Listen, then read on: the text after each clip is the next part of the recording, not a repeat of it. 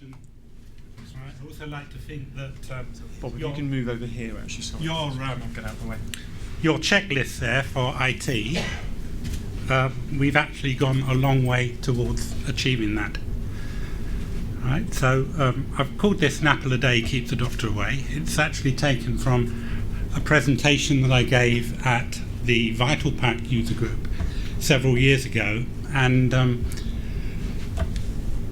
you stole my thunder about Bob, right? Because my grandson, he said, "You're Bob the Builder, Grandad," and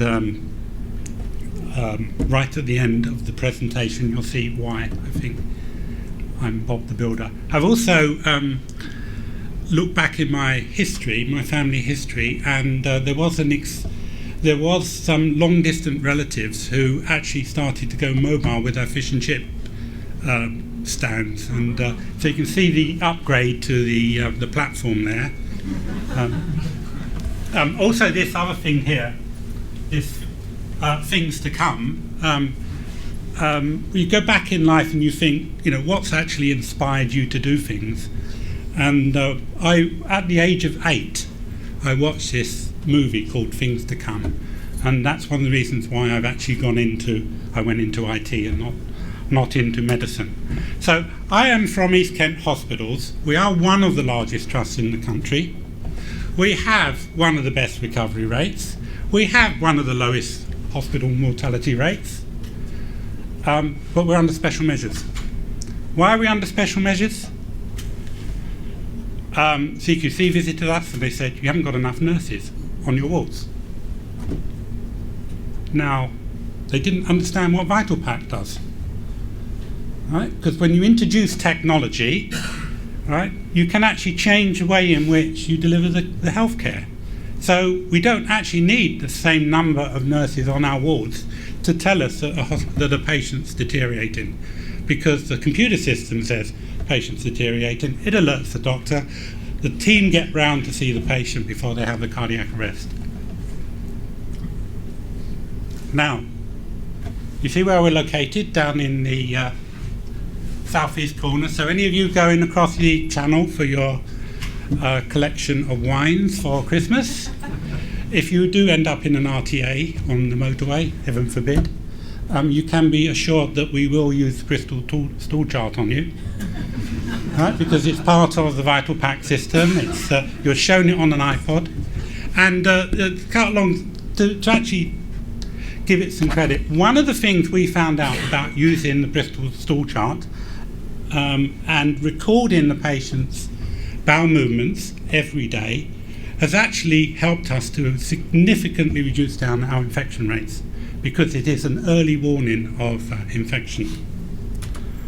So what have we been doing? Well, for the last 5 years, we have been trying to go from computers on wheels, cows, to tablets. Right, and that started in November 2011, right? And we purchased the very first batch of retinal image iPads, and I waited till they came out to buy them for the ability to see X-rays on them. Now, the problem was that there I was joining the NHS in 2007. Took me 3 years to begin to change the strategy. Prior to that, the NHS was very much Microsoft based, and that was stopping us from doing a lot of things. Right? So how do you get to that point? Right? Well, we have something of the order of 2,000 Apple devices now, and they are, even today we talked about buying another 10. Tomorrow I'm probably going to talk about buying another 50. We start off with an application that drives the technology in, and that was Vital Pack down there. Right? Now, once you start to bring in that technology, you've also got to then maximize the value of that technology. So you will see up there on the third row, digital dictation, Winscribe. That's one of the features that we are delivering through this technology. Right at the very top, we are trying to deliver what we call a clinical workstation. I will show you right at the end what that's going to look like. Well, one flavour of it. There's two actual flavours. There's also this whole business about alerts and result sign-off. So here are you get this slide deck in your pack. So any of you who've got Apple kit and iPads, I always like to go to presentations and find out what other trusts are using. So that is a list of all the applications that we have that are available on the apps. But they're either both native and web clips. Now, web clips are effectively web pages, websites, and that is the way we link systems together. Right, so I'm introducing to you now Docopoly, inspired by my grandson who wanted me to play Monopoly just prior to me having to write a presentation. So there we go, we're going to go around the board, start instant on. Right, how long does it take you to start up your Windows PC? Right, if you're lucky, I saw it start up in about 45 seconds in Oxford, but we're lucky if it's 2 minutes. Right, Great Ormond Street switched from Novell to Active Directory, right, and it didn't make any difference. So instant on, let me go round the board here. Instant on, that's our ward view. The ward view is actually laid out like a physical ward. Is that important? It is for those junior doctors who turn up and don't know where the patient is in which bed. This is the bed view. You will see on the bed view a link to Winscribe. Right, that's a link to Winscribe, native app running on an iPad. This is the timeline. So patient turns up in clinic, or what were the last 4 things we know about this patient? What is the correspondence? What are the referral letters? That's all on the timeline. That timeline also gives us access to the GP record. So simple link, click in and you're over onto the GP record. Electronic patient record, pathology results, PACS, right? And then finally this whole idea of dictating into the system. Now I've got the example there I give is the Siri microphone that sits on the iPads, but we would like somehow to be able to route that not through Siri but through Winscribe. So the lessons we have learned from this. The first thing is we actually found that introducing the Apple Kit, we were really surprised how quickly staff took to them. I was told by one of my directors, you don't understand, these nurses will not take to the technology. It was a case of, oh, that's an iPhone, isn't it? Oh, I know how to use that. We used a mobile device management system for managing all the devices. That's pretty key. But another thing that you will find is that Apple do restrict you from doing a lot of things that you would like to do. So if you are sharing these devices, you have this big problem around the Apple ID. You can't have an Apple ID. An Apple ID needs a credit card to be associated with it. Even though a lot of the apps that we download are free apps, you still have to convince the member of staff that they have to register their Apple ID. Wireless networking has had to be constantly upgraded and improved, and we've just gone to the latest standard, the 11AC standard. Even though I've been 47 years in IT, right, I didn't want IT to support these devices. You know, after all, the devices we have are actually medical devices. So wouldn't that be a better model to get the medical device team to support these devices? And don't get IT to have to configure these devices. Get the supplier to deliver straight to the end user in the post.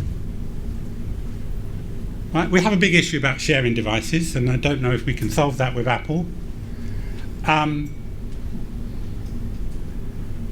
We're moving away from this Windows interface. All the systems that we have are all designed around a Microsoft keyboard and mouse.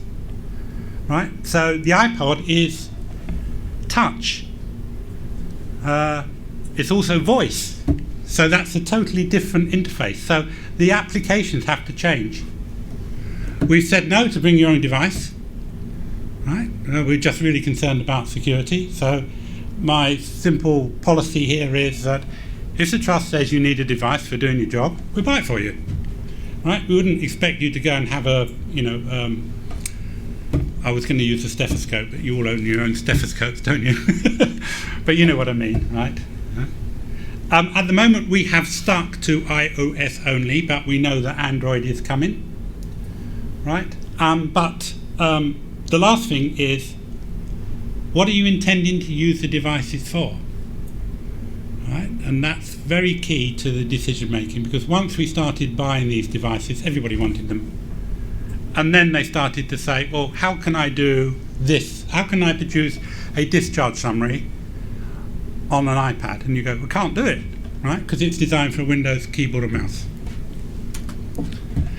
So, what are we using the devices for? We are using devices to access the electronic patient records, right? And you see my analogy there for the different types of data, information, knowledge, right? Presentation is the middle bit. So there is a difference between data systems, i.e. your pathology data, right? Your vital signs data, and letters, correspondence, reports, which are summaries of the outcome of an episode, right? That is where we're focusing our electronic patient records on, not on the data systems, right? Because the data systems are what you need real time. The letters are sort of the history. It is the replacement of the health records, the paper health records. Down the bottom there is our roadmap. It's actually designed as a tube map. It started with discharge summaries back in 2008 and 9, and it's moved on to all sorts of interesting things, and that's the sort of stuff that Colin has seen and his team. And actually we have Winscribe integrated into the production of that system. Last but not least, I said things to come. There's two pieces of innovation that we are working on. One is from a company called MeadowPad, a specifically designed application for the iPad. Right, and go and have a look at meadowpad.com. There's some interesting stuff on there. You will also see on there the integration with Google Glass. Now that brings you a totally new interface. Right, so we're moving from keyboard and mouse to touch and voice to gestures. I had a Labrador that used to follow my gestures.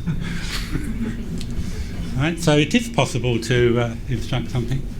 The other system that we are in the process of using, very, very real, is from a company called .com, and it's a product called CareFlow, and it does alerting, handovers and referrals. So think of this as the sort of Facebook for clinical conversations about patients. Right? And that's a very exciting project. So there's your paper, and can we fix it? Yes, we can.